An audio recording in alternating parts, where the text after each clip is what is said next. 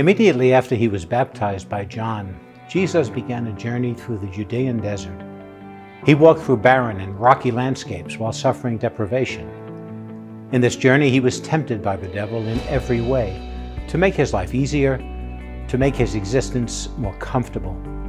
He was tempted to sin. During Lent, we the faithful meet Jesus in the desert and accompany him through this period of challenging solitude and transformation.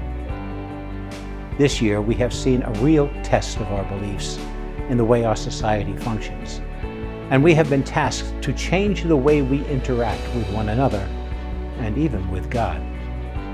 But even though illness threatens our physical forms, the disease of the mind, for example, a meanness of spirit, is ever more threatening.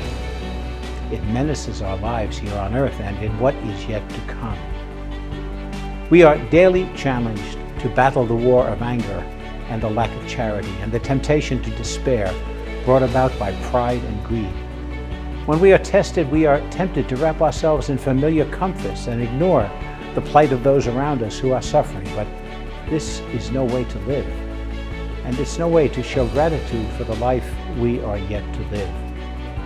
In order to truly appreciate all that Easter is, we have to reflect on the darkness of the crucifixion. For our salvation, Christ gave himself over to cruelty and brutality. He suffered unimaginable pain and even death. His body was placed in a humble tomb. His followers were devastated by witnessing their beloved Jesus suffer. When they went to his tomb, they found it empty. Imagine the grief, the loss, the helplessness they experienced over those next 3 days.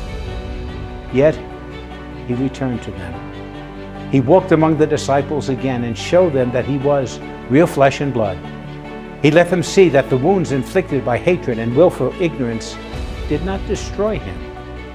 As his modern-day disciples, we too can experience the joy of truly seeing our Lord again. We do this by embracing the love that Jesus so freely offered to us, the love he encouraged us to share with our neighbors. And as we move forward with the brilliance of Christ shining the glorious light of faith and hope in the darkness, we come to this wonderful celebration of Easter, the celebration of new life, the celebration of new hope.